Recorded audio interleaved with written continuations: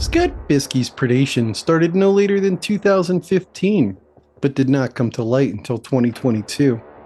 That's when someone whose name and position have been redacted from the official report created an online complaint to the Special Commissioner of Investigations for the New York City School District, who we will call the investigator.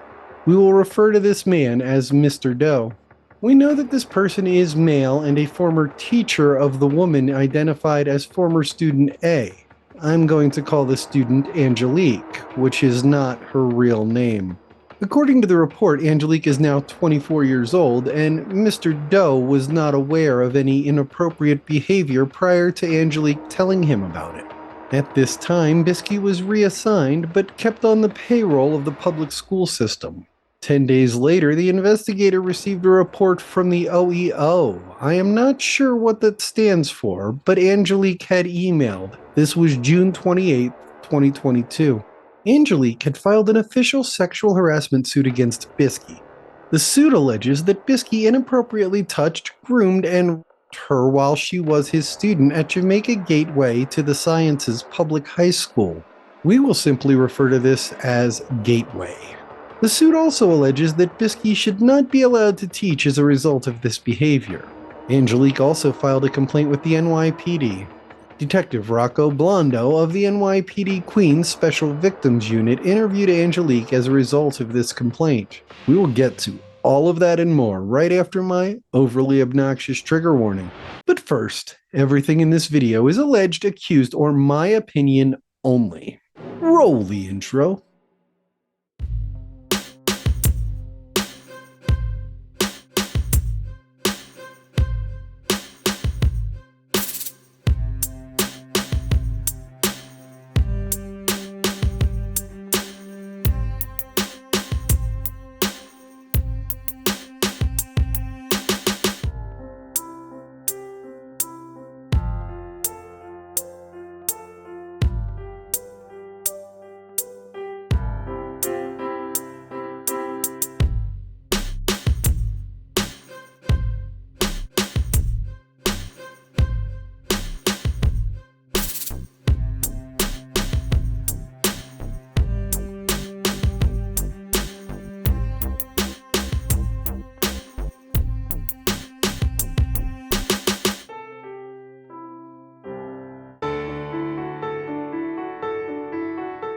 Before we dig into this case, let's take a look at the environment it happened in. Jamaica Gateway to the Sciences is part of the New York City public school system. It is a specialized school with a focus on students interested in science and health-related careers. They are a college preparatory school that works closely with City College. They focus on financially disadvantaged and historically underrepresented student populations. As such, almost 90% of the student body is Asian, Black, Hispanic, or Latinx. However, 49% of their teachers are white. They boast a 98% four-year graduation rate, while the New York City public school system at large has an 82.6% graduation rate. All this information about the school is from their website. There is a school-based mental health clinic located in the school. Like all New York City public schools, they provide free breakfast, lunch, and after-school meals for all the students. They are located at 16701 Gothic Drive in Jamaica, New York. Their advanced placement participation rate is 44%. They're ranked in the top 25% of New York City public high schools for academics. From this information, we can tell that the school and students place a high priority on academics and continuing education past high school. This is an environment where things like college recommendation letters and participation in after-school activities are cherished and prized by the students. With that in mind, let's dig into the case. Mr. Doe reported to the investigator that Angelique sent him an email asking if they could catch up. Angelique was on target to become a school teacher and wanted to discuss this with a trusted teacher from her childhood. Mr. Doe met with Angelique at an undisclosed public location. At some point during the conversation, Mr. Doe asked Angelique if she missed Gateway. Angelique responded that she did not miss Biski's predatory behaviors. Further conversation revealed that what began as a positive student-teacher relationship took a dark turn when Angelique turned 17, which just happens to be the age of consent in New York State. Angelique related an incident that happened after a parent-teacher conference. Angelique was helping clean up and Biski thanked her and hugged her in a manner that made her uncomfortable. Angelique went on to talk about how Biski had set up what he called an escape room in his music classroom. This is where Biski touched Angelique's breasts and attempted to kiss her, causing her to leave the room promptly. On one occasion, Biski invited Angelique and allegedly other members of his school board game club to the Bat Cave, or his house, to play games. When Angelique arrived, she was the only person there aside from Biski. We do not know if anything inappropriate happened this night. Biski provided his personal contact information to Angelique, but asked her to put it in her phone as Arthur Dent to avoid suspicion. Another former student believes the name was supposed to be Harvey Dent, a character from Batman. Arthur Dent is a character from The Hitchhiker's Guide to the Galaxy. More details became available when the investigator interviewed Angelique.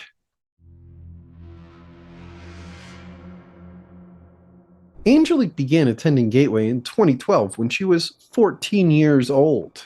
She recalls playing games in the music room / Biski's office with about 10 other students. Angelique described Biski's office as a hangout and stated he was a well-known teacher. She stated that once Biski was comfortable with a student, he'd allow them to cut out of class and spend time in his office.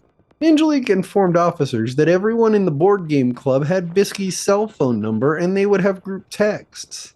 She says she does not remember any inappropriate behavior when she was in 9th grade. When Angelique was in 10th grade, she grew closer to Biski, confiding personal information about her home life in him. He did not do anything inappropriate this year either, but often she felt uncomfortable in his presence. In 11th grade, Biski was not Angelique's teacher, but she did play flute in the band club which Biski oversaw. This is when Biski began touching her shoulders and the top of her back. He would also hug her when she told him about her personal problems. Angelique described the hugs as more romantic than comforting. During this time, Angelique would want to hang out with her friends, but Biski would summon her to his office via text. He got angry if she didn't go. Biski also got angry if Angelique talked about boys her own age. During Angelique's senior year, Biski was once again her music teacher and would often keep her after class. Then he would lock his door and repeatedly hug the youth. During one of these sessions, Biski placed Angelique's hand on his erect penis and stated, "That's how you make me feel." On several occasions, Biski attempted to kiss Angelique, but she pulled away. One time he was successful at kissing her on the lips. Having someone she viewed as a father figure behave this way disgusted Angelique. It upset the young lady that her first kiss was with an older man. On a Saturday near the end of the school year, Biski took several female students to the movies. He told everyone where to sit and took a seat next to Angelique. During the movie, he tried to hold her hand, but she pulled away. The offenses continued when Angelique went to college. When Angelique was a student at Hunter College, she would invite Biski to her swim meets and law debates. Lacking a relationship with her biological father, she viewed Biski as a substitute father figure. This caused her to welcome the visits from Biski. During her first year at Hunter, she was also Biski's dog sitter. He asked her to come over and hang out. When she arrived, she entered through the backyard and basement. Biski acted like they were dating. One day, Biski pushed Angelique's head towards his groin and she engaged in oral sex with him. On 2 occasions, Biski attempted intercourse with Angelique, but she pushed him off and left both times. After the interview where Angelique provided this information, she emailed the investigator with more information. In June of 2022, Angelique sent an email to the investigator. Excerpts from this email read, "I now understand that these weird hugs and embraces was actually just groping. He was touching me for sexual pleasure without my consent. He was groping me in his office. Biski assigned me his first flute, offered me the piccolo to play so I get multiple solos during songs, gave me a 100 in class, wrote outstanding recommendations for colleges for me because at the time, these things mattered a lot to me, to stand out in college applications. These were things he did as a part of his grooming process as his role as a teacher. Remember that this is a public school, but also a college preparatory high school. The student body is focused on getting into a good college and doing well while they are there. He gave me a lot of gifts on the side that were of value to him. Among these gifts were the flute that I used, and it was very clear that the instruments were only meant to be lent out to the students, and I was the only student who he let keep their instrument. These instruments are school property. Other gifts included his favorite childhood book he wanted me to have, plush toys and new paperback jackets, cash money for rides to and from his house because he did not want a paper trail. He once gave me $200 to buy a pair of Ugg boots that I really wanted. Both the Ugg boots and the flute I have today. He told me he wanted to protect me from any guy that would try anything physical with me. Be there for me as a dad. Angelique also included screenshots of text conversations she had with Biski.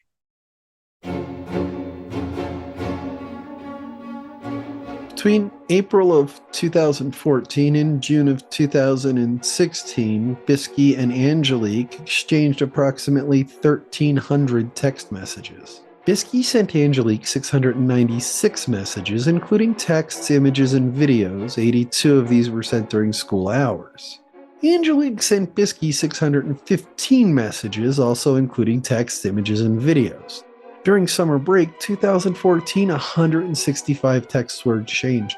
During summer break 2015, 146 texts were exchanged. During the 2015-2016 winter break, 85 text messages were exchanged. 30 texts were exchanged on MLK Jr. Day of 2016. A text conversation from Angelique's first year at Hunter College includes: no Halloween party? No adult outfit? No, I tried. No, I'm Little Red Riding Hood the whore? A text conversation from 5 years after Angelique graduated from Gateway includes: the very minute you have someone, you blow me off, and then when you fuck it up, I'm the stupid asshole here for you. Because I'm single and should be allowed to be with single guys, and you always guilt trip me. Okay. I did not blow you off for him. I was genuinely tired from the fucking bar that night. Does it mean nothing? I have touched no one else but you for 3 years? In another text message, Biski stated, I've risked everything for you. My job, my kids, my home, everything. The investigator also interviewed 5 other former female students. 3 of these young women were 23 in 2022 and are identified as former students B, E, and F. We will call them Bernadette, Elizabeth, and Fran. One was 22 and identified as former student C. We will call her Charlie. One was 21 and identified as former student D. We will call her Denise. Bernadette was very good friends with Angelique in high school. The two had Biski's music class together. Bernadette remembers Angelique and several other students being invited to Biski's house. Bernadette never went, but believes Angelique did. Bernadette remembers an unidentified female student sitting on Biski's lap during class. She believes this is the only inappropriate behavior she witnessed in class. Charlie met Angelique when she was in 10th grade in Biski's board game club. Charlie recalls Biski's office being makeshift dividers surrounded by old desks. Charlie learned of the allegations in 2022 when Angelique contacted her to ask for help. Charlie never witnessed Biski hugging Angelique. In 2022, Angelique told Charlie that she and Biski engaged in oral sex at his home and a hotel. Charlie stated that she had never heard of Biski being referred to as Arthur Dent. Denise said she did not know Angelique in high school, but she did know Biski. Biski had called Denise a slut and whore in high school. Denise told her mother, who informed the principal. Denise does not know what happened as a result of that incident. Elizabeth was a member of Biski's board game club in high school. In the club, students played games like Risk and Monopoly. Elizabeth recalls most club meetings taking place at school. On rare occasions, they met at Biski's home. Elizabeth remembers one time when several students met at Biski's house and played games in the living/dining room. All of the students left Biski's home together, and she does not remember Biski acting inappropriately with any of the students. Fran was also a member of the board game club during high school. Fran stated that the students interacted and played games together on school premises. She never went to Biski's home and never witnessed him behave inappropriately. Let's wrap this video up, shall we? I taught high school for a couple years in Florida, and this is not appropriate behavior for a high school teacher. There is no reason that this child should have this teacher's personal cell phone number stored in her phone, especially under an alias, which is evidenced by the fact that the other students did not. There's no reason for a teacher to be hugging a student. A student may hug a teacher from time to time, but the teacher should not be initiating the contact. A teacher is not only in a position of power over a student, but they are also often trusted by the adult in the student's life. This is an awesome and humbling position to play in a child's life. Anyone who would even consider taking advantage of this relationship should not be in the position to do so. While I have kept in contact with a couple of my former students, it is because they contacted me and I simply responded. Most of the students I am still in contact with, I am actually friends with their parents.